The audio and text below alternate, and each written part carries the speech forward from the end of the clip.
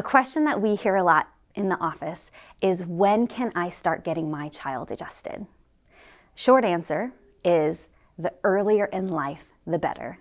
I think the real question here is, when do you want to start building your child's health and wellness? Most parents would answer from the very beginning of their life. That's why chiropractic is an amazing asset to build the health and strength of your child from day one. It's all about maintaining connection between the brain and the body so that the organs and systems can function at their absolute best. People will also ask, is chiropractic even safe for kids? Well, the answer is yes, because chiropractic care for kids and babies is very different than what is traditionally thought of as chiropractic care for adults. Now, the goal and the intention is still the same. The goal is to remove the tension, the stress, the subluxation out of the nervous system, restoring that communication, but the way it's performed is different.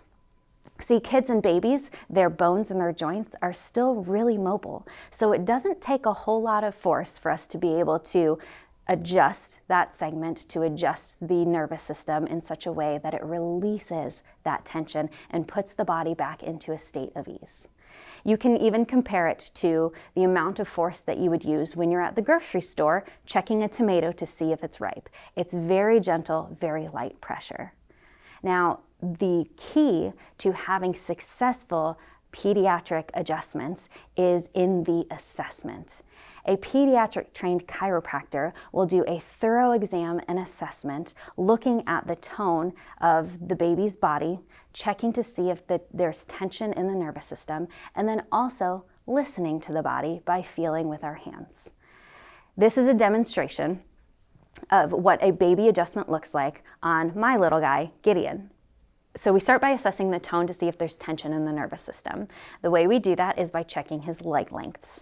I'll bicycle the legs a little bit first, just to get the baby to kind of relax and allow me to pull his legs straight. And then when we pull them straight, we can see that his left leg is coming up a little bit short. Now, that's not because his left leg is actually shorter than his right leg. That's an indication that there's tension on the left side of his body. Now, when there's tension throughout the system, usually that comes from the upper cervical area, the top two bones in the neck. Those are the bones that are right behind your ears, but those are also the bones that are most easily misaligned.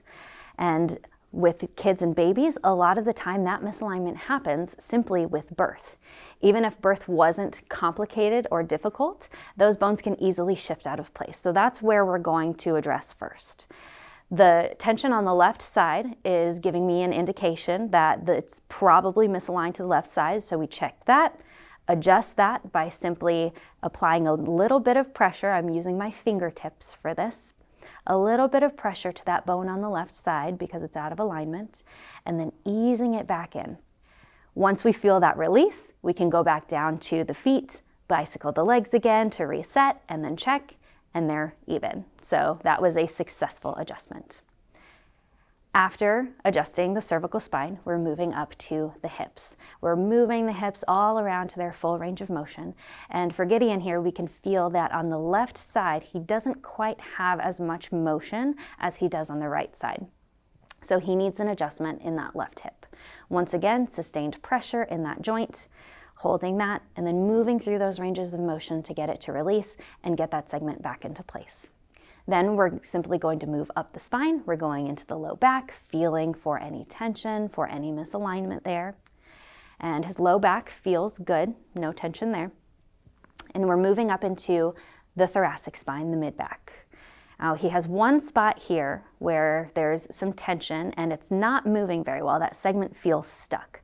So we're going to adjust that simply by bringing him up. I'm going to place my hands around that segment, very gentle scoop, and that segment slides right back into place. The last thing I always check is the very bottom of the spine, the sacrum. We want to make sure that that area is moving well because that's the foundation for all of the movements that he's working through. The sitting, the crawling, the rolling over. We feel that his sacrum is a little bit stuck, so we're going to flip him over and because he's a little bit bigger now, he can definitely handle an instrument adjustment. So we're going to use the arthro-stim right here, a couple of clicks, restoring that motion there, and he is back in business, ready to go.